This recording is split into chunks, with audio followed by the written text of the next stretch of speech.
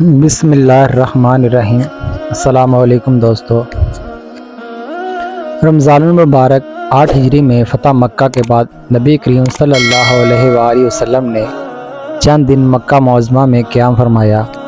اسی زمانے کا ذکر ہے کہ ایک اڈیر عمر کے ایک ہٹا کٹا جوان، جن کے خد و خال ان کے قریشی اور مکی ہونے کی غماغازی کر رہے تھے، جھجکتے حضور اکرم صلی اللہ علیہ وآلہ وسلم کے کاشانہ اقدس پر حاضر ہوئے۔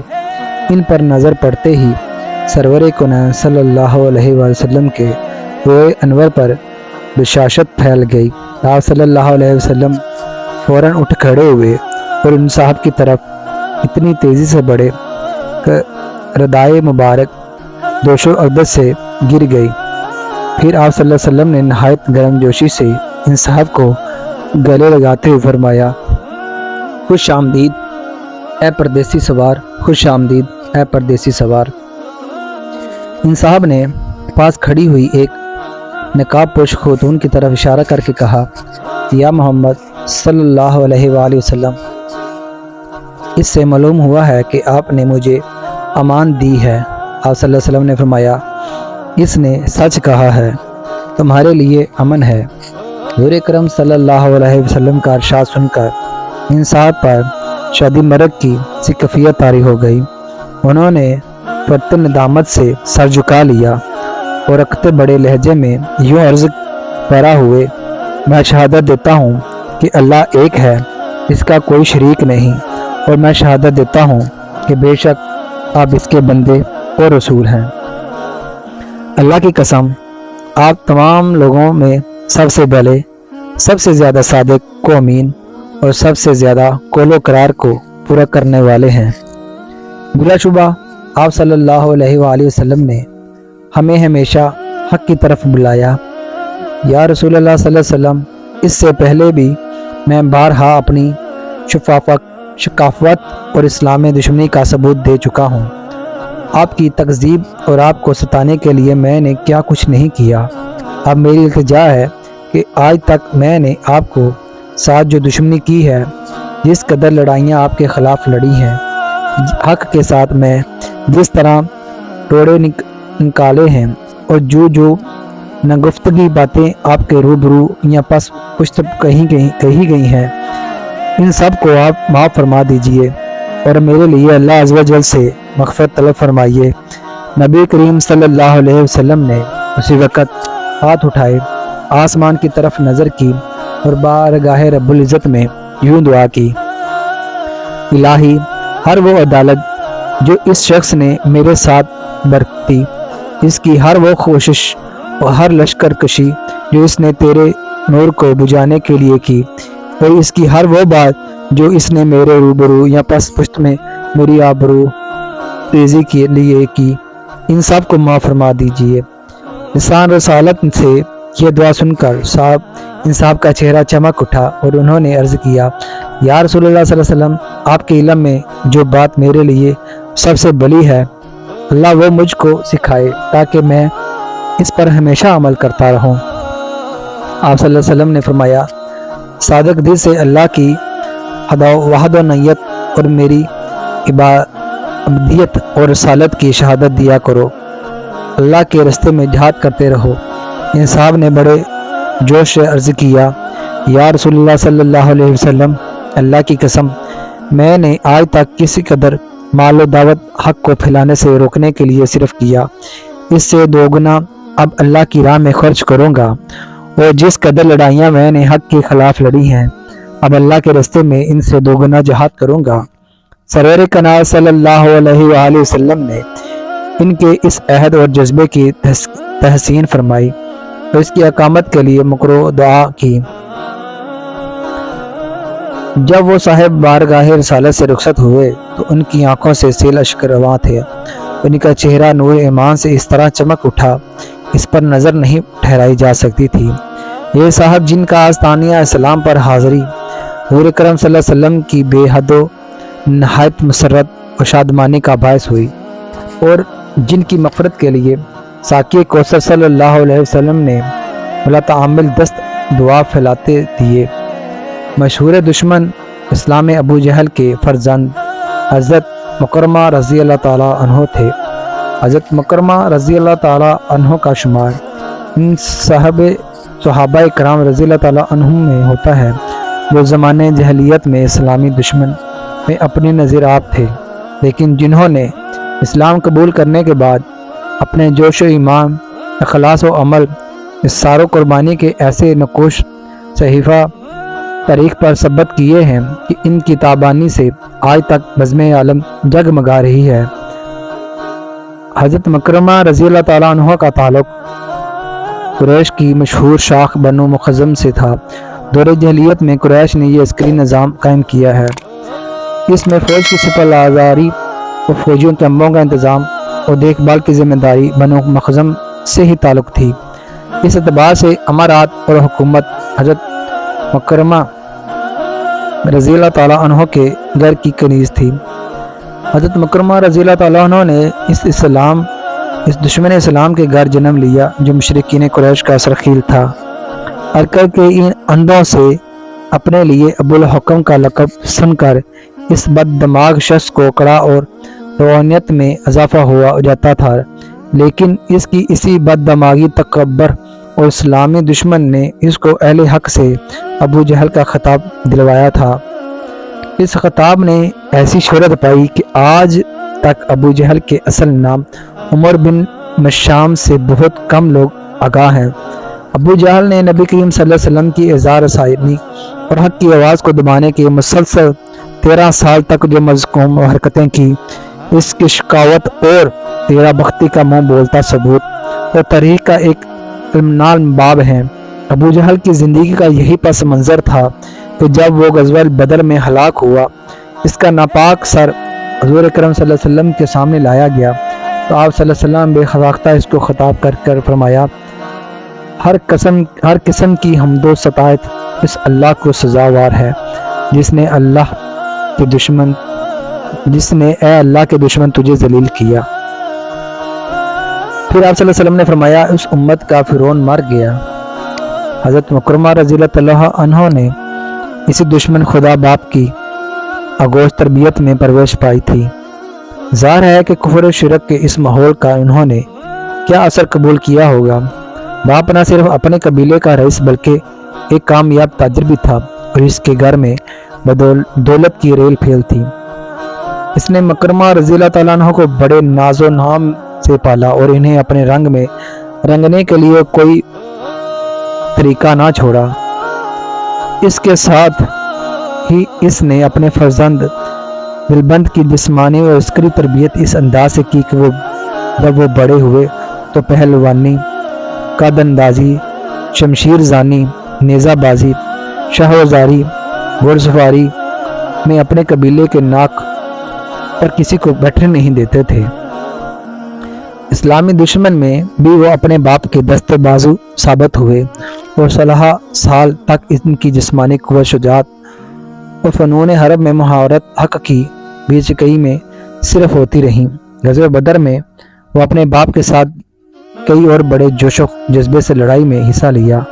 ہنگامہ کار راز میں حضرت معاذ بن حارث انصاری رضی اللہ تعالیٰ عنہ نے ابو جہل کو سخت مجروح کر دیا تو مکرمہ رضی اللہ تعالیٰ عنہ باپ کا بدلہ لینے کے لیے حضرت معاذ رضی اللہ تعالیٰ عنہ پر جپٹ پڑے اور اپنی تلوار کا وار ان کا بازو کٹ گیا۔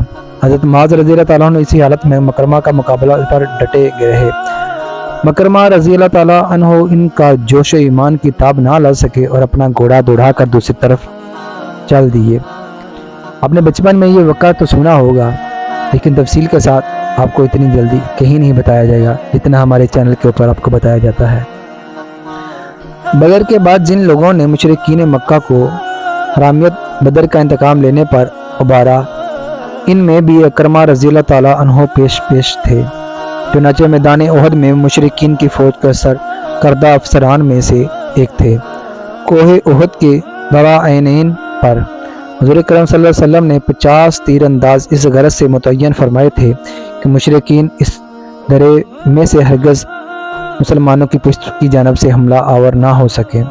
لڑائی کے پہلے دور میں مشرکین کو حرمیت ہوئی اور دورہ پر متعین بشتر تیر اندازوں نے اپنی جگہ چھوڑ دی تو مکرمہ رضی اللہ تعالیٰ عنہ نے اور خالد بن ولید رضی اللہ تعالیٰ عنہ ہی تھے جنہوں نے اب مسلمانوں کی اس کمزوری کو بھانپا اور اپنے فوجی دستوں کے ساتھ اس درہ سے گزر کر مسلمانوں پر طوفانی حملہ کر دیا۔ اس اچانک حملے کی وجہ سے اہل حق کو سخت نقصان اٹھانا پڑا۔ کہا جاتا ہے کہ غزوہ احد میں مکرمہ رضی اللہ تعالیٰ عنہ مشرکین کا میسر کے افسر تھے اور اپنی اہلیہ کو بھی ہودج میں سوار کر کے میدان جنگ میں ساتھ لائے تھے۔ 5 ہجری میں عرب کے مشرکین اور یہود نے عیاقہ کر کے مذکر اسلام مدینہ منورہ پر یلغار کی تو مکرمہ رضی اللہ تعالیٰ عنہ بھی بنو کنانہ کو ابھار کر اپنے ساتھ لے گئے اور غزوہ الاحزاب میں مسلمانوں کے خلاف بڑھ چڑھ کر حصہ لیا۔ رمضان مبارک 8 ہجری میں حضور اکرم صلی اللہ علیہ وسلم مکہ معظمہ میں فاتحانہ داخل ہوئے تو اس وقت بھی مکرمہ رضی اللہ تعالیٰ عنہ نے اپنے بعض ساتھیوں سے مل کر مسلمانوں کے ایک دستے کی مزاحمت کی، لیکن لشکر اسلام کے سیل بے پناہ کے سامنے ان کی کچھ پیش نہ چلی اور وہ اپنے 24 آدمی کٹوا کر چلا گیا۔ مکہ معظمہ پر قبضہ کے بعد حضور اکرم صلی اللہ علیہ وسلم چاہتے تھے کہ مشرکین قریش کی اکا بوٹی کروا سکتے تھے۔ یہ وہی لوگ تھے جنہوں نے آپ صلی اللہ علیہ وسلم کو اور آپ کے ساتھیوں کو ستانے میں کوئی کسر نہ اٹھا رکھی تھی۔ آپ صلی اللہ علیہ وسلم کو وطن سے نکالا تھا اور پھر مدینہ منورہ میں بھی 7 سال تک اہل حق کو چین سے نہ بیٹھنے دیا گیا تھا، لیکن آپ صلی اللہ علیہ وسلم رؤوف الرحیم اور رحمت للعالمین تھے۔ آپ صلی اللہ علیہ وآلہ وسلم کی شان رحمی نے ان کو ہلاک کرنا گوارا نہ کیا، بلکہ آپ صلی اللہ علیہ وسلم کا ابر غفور و کرم ان پر ایسا جم کر برسا کہ سبھی خواص و عام اس سے مقدر و برفیض یاب ہوئے، اور ان میں مکرمہ رضی اللہ تعالیٰ عنہ کی اہلیہ ام الحکیم بنت حارث رضی اللہ تعالیٰ عنہ بھی تھے۔ فتح مکہ کے فوراً بعد وہ نبی کریم صلی اللہ علیہ وسلم کی خدمت میں حاضر ہو کر سعادت اندوز اسلام ہو گئی، لیکن خود مکرمہ رضی اللہ تعالیٰ عنہ کو حضرت صلی اللہ علیہ وسلم کے سامنے پیش ہونے کی ہمت نہ پڑی۔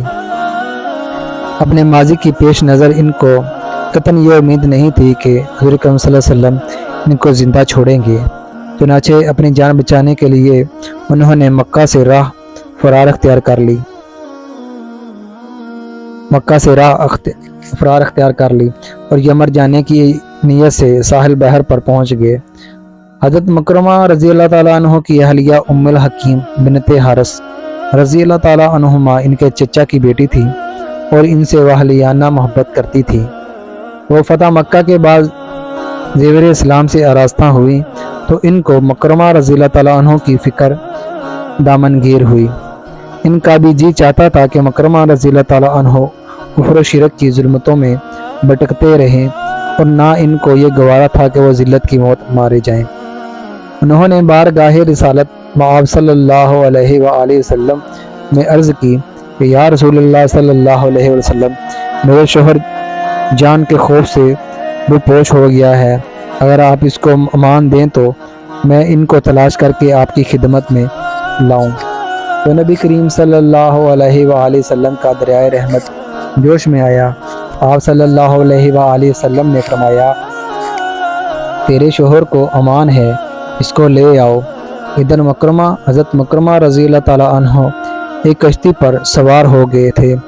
کچھ دور جا کر یہ کشتی بعد مخالفت کی لپٹ میں آ گئی اور آگے جانے کی بجائے پیچھے ہٹنے لگی۔ طوفان بعد اس کو ہچکولے دیتا تھا اور یوں معلوم ہوتا تھا کہ ابھی ڈوبی۔ اس نازک گھڑی میں حضرت مکرمہ رضی اللہ تعالیٰ عنہ نے لات و عزمی کو پکارنا شروع کر دیا۔ محلوں اور دوسرے اہل کشتی نے کہا، لات و عزا یہاں کیا کام آئیں گے، یہ تو اللہ کو پکارنے کا وقت ہے۔ حافظ ابن حجر رحمۃ اللہ علیہ نے اسبان میں لکھا ہے کہ ملاحوں کی بات میں حضرت مکرمہ رضی اللہ تعالیٰ عنہ کے دل میں خاص اثر کیا۔ ان کی چشمت بصیر واہ ہو گئی اور بے اختیار ان کی زبان سے یہ لفظ آ نکلے، اے اللہ، میں عہد کرتا ہوں کہ اگر اس طوفان سے زندہ سلامت بچا تو میں خود کو محمد صلی اللہ علیہ وآلہ وسلم کے سامنے پیش کروں گا۔ وہ بڑے رحیم و کریم ہیں، مجھ سے بھی کبھی مواخذانہ نہ فرمائیں گے۔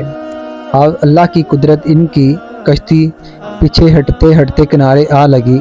اسی اثناء میں حضرت ام الحکیم رضی اللہ تعالیٰ عنہما بھی شوہر کی تلاش کرتی ہوئی ساحل پر آ پہنچی۔ انہوں نے کنارے پر کھڑے ہو کر اپنی چادر کی جنڈی بنا لی اور اسے ہلا کر کشتی کو واپس بلانے لگی۔ کشتی نے لنگر ڈال دیا اور حضرت مکرمہ رضی اللہ تعالیٰ عنہ ایک چھوٹی کشتی پر سوار ہو کر واپس کنارے پر آ گئے۔ حضرت ام الحکیم رضی اللہ تعالیٰ عنہما نے ان سے کہا کہ نبی کریم صلی اللہ علیہ وسلم کے پاس آ رہی ہوں اور تمام لوگوں میں سب سے زیادہ بھلے اور سب سے بڑھ کر صلح رحم کرنے والے ہیں۔ تم نے ناحق اپنے آپ کو جلا وطنی کی مصیبت میں ڈالا۔ میں نے ان سے تمہارے امن حاصل کرنے کی بات کی ہے، اب میرے ساتھ ان کی خدمت میں چلو۔ چنانچہ حضرت مکرمہ رضی اللہ تعالیٰ عنہ اپنی سعادت مند بیوی کے ساتھ نبی کریم صلی اللہ علیہ وآلہ وسلم کی خدمت میں حاضر ہوئے تو نبی کریم صلی اللہ علیہ وآلہ وسلم کو ان کی آمد پر انتہائی مسرت حاصل ہوئی، یعنی خوشی حاصل ہوئی، تو آپ صلی اللہ علیہ وسلم نے ان کا کھڑے ہو کر استقبال کیا۔ اس موقع پر حضرت مکرمہ رضی اللہ تعالیٰ عنہ نے قبول اسلام کی سعادت حاصل کی اور سچے دل سے تلافی معافات کا عہد کیا اور اپنے گناہوں کی معافی مانگی۔ امام حاکم رحمۃ اللہ علیہ نے مستدرک میں لکھا ہے، اگرچہ حضرت مکرمہ رضی اللہ تعالیٰ عنہ نے سچے دل سے اسلام قبول کر لیا تھا اور نبی کریم صلی اللہ علیہ وسلم نے ان کی مغفرت کے لیے دعا بھی کی تھی، لیکن لوگوں کو ان کے باپ اور ان کی اپنی اسلامی دشمنی کا زمانہ کس طرح نہ بھولتا تھا، اور وہ حضرت مکرمہ رضی اللہ تعالیٰ عنہ کو اللہ کے دشمن کا بیٹا کہہ کر پکارا کرتے تھے۔ سبھی حضور اکرم صلی اللہ علیہ وسلم کے سماع مبارک تک یہ بات پہنچی تو آپ صلی اللہ علیہ وسلم نے لوگوں کو جمع کر کے مخصوص خطبہ دیا، جس میں فرمایا گیا، لوگوں سن لو کہ جو جاہلیت میں معزز تھا وہ اسلام میں بھی معزز تھا۔ کسی کافر کی وجہ سے کسی مسلمان کا دل نہ دکھے۔ حضور اکرم صلی اللہ علیہ وسلم کے اس خطبے کے بعد لوگ متنبہ ہو گئے اور پھر کبھی کسی نے ان کو دشمن خدا کا بیٹا ہونے کا طعنہ نہ دیا۔ قبول اسلام کے بعد حضرت مکرمہ رضی اللہ تعالیٰ عنہ کی زندگی میں یکسر انقلاب آ گیا اور بے مثالی سیرت و کردار کے ایک پیکر جمیل بن گئے۔ شوق جہاد، انفاق فی سبیل اللہ، زہد و عبادت و شفقت و قرآن ان کی زندگی کے اس دور کے نمایاں پہلو تھے۔ اب ان کو ایک ہی فکر تھی کہ کسی طرح اپنے زمانے جاہلیت کی تلافی کر دیں۔ حافظ ابن عبد البر رحمۃ اللہ علیہ نے اپنی کتاب میں لکھا ہے، اسلام لانے کے بعد وہ نہایت کثرت سے نمازیں پڑھتے تھے اور اکثر توبہ استغفار میں مشغول رہا کرتے تھے۔ دل میں ایسا سوز و گداز پیدا ہو گیا تھا کہ کسی کو تکلیف میں دیکھ کر چشمے و آب ہو جاتے تھے۔ قرآن حکیم سے ایسا عشق ہو گیا تھا کہ اس کو جوش و عقدت میں بے تابانہ چہرے پر رکھ لیتے تھے اور میرے اللہ کی کتاب کہہ کر رونے لگتے تھے۔ تلاوت قرآن پاک نہایت تاثر کے ساتھ کرتے تھے۔ پڑھتے وقت آنکھوں سے سیل اشک رواں ہوتا تھا، یعنی آنسو بہتے تھے۔ فتح مکہ کے بعد حسنین طائف اور تبوک کے غزوات پیش آئے۔ ان میں حضرت مکرمہ رضی اللہ تعالیٰ عنہ نے حضور اکرم صلی اللہ علیہ وسلم کی ہمراہ کعبی کا شرف حاصل کیا۔ طبرانی رحمۃ اللہ علیہ کا بیان ہے کہ 10 ہجری میں حضور اکرم صلی اللہ علیہ وآلہ وسلم نے حضرت مکرمہ رضی اللہ تعالیٰ عنہ کو ایک صدقے کی وصولی کے لیے عمل بنا کر قبلہ حوزان کی طرف روانہ کیا۔ 11 ہجری میں حضور اکرم صلی اللہ علیہ وسلم کا وصال ہوا تو اس وقت حضرت مکرمہ رضی اللہ تعالیٰ عنہ یمن میں تھے۔ شام میں مسلمانوں کو جو لڑائیاں پیش آئیں ان میں سب سے سخت یرموک کی لڑائی تھی۔ اس میں رومی فرما نوا کل نے کئی لاکھ رومی جنگجوؤں کو کثیر سامان اربوں ضرب کے ساتھ مسلمانوں کے مقابلے پر لا ڈالا تھا۔ رومیوں کی تعداد کے بارے میں مؤرخین میں اختلاف ہے۔ ایک محتاط اندازے کے مطابق ان کی تعداد 9 لاکھ اور 5,000 یا 5 لاکھ کے درمیان تھی۔ شام میں موجود تمام مسلمان فوجیوں کی تعداد مل کر 40,000 کے لگ بھگ تھی۔ اللہ کے یہی 40,000 سپاہی ہر طرف سے سماٹ کر موقع کے میدان میں جمع ہوئے اور رومیوں کے محب جنگی قوت سے بڑھ کے اس لڑائی میں مجاہدین نے سرفروشی، جوش اور صبر و استقامت سے رومیوں کا مقابلہ کیا۔ وہ بھی اپنے نظر آب تھے۔ حضرت مکرمہ رضی اللہ تعالیٰ عنہم جنگ یرموک میں ایک فوجی دستے کے افسر تھے۔ وہ خود بھی جان ہتھیلی پر رکھ کر لڑے اور اپنے دستے کو بھی اسی طرح لڑایا کہ افسری کا حق ادا کر دیا۔ ایک موقع پر رومیوں نے بڑے ذوق و شور سے حملہ کیا اور مسلمان پر ایسا شدید دباؤ ڈالا کہ ان کے قدم اکھڑ گئے۔ یہ دیکھ کر حضرت مکرمہ رضی اللہ تعالیٰ عنہ کو سخت جوش آیا۔ انہوں نے اپنا گھوڑا آگے بڑھایا اور للکار کر کہا، رومیوں، میں کسی زمانے میں کفر کی حالت میں تھا، خود رسول صلی اللہ علیہ وسلم سے لڑ چکا ہوں، کیا آج تمہارے مقابلے میں میرا قدم پیچھے ہٹ سکتا ہے؟ خدا کی قسم ہرگز ایسا نہیں ہوگا۔ پھر اپنی فوج کی طرف دیکھا اور پکارے، آؤ آؤ، کون میرے ساتھ ہاتھ پر موت کی بیعت کرتا ہے؟ اس کی آواز پر 400 سرفروش آگے بڑھے اور ان کے ہاتھ پر مرنے کی بیعت کی۔ ان میں حضرت مکرمہ رضی اللہ تعالیٰ عنہ کے دونوں بیٹے بھی تھے۔ اس کے بعد ان جان بازوں نے حضرت خالد بن ولید رضی اللہ تعالیٰ عنہ کے خیمے کی طرف کے سامنے نہایت بے جگری سے لڑنا شروع کر دیا، یہاں تک کہ ایک شہید ہو گئے یا سخت زخمی ہو کر لڑنے سے معذور ہو گئے۔ حضرت مکرمہ رضی اللہ تعالیٰ عنہ اور ان کے دونوں فرزندوں کو ہلک زخم آئے۔ لڑکوں کو حالت سخت نازک تھی۔ حضرت عبداللہ، حضرت خالد بن ولید رضی اللہ تعالیٰ عنہ انہیں دیکھنے آئے۔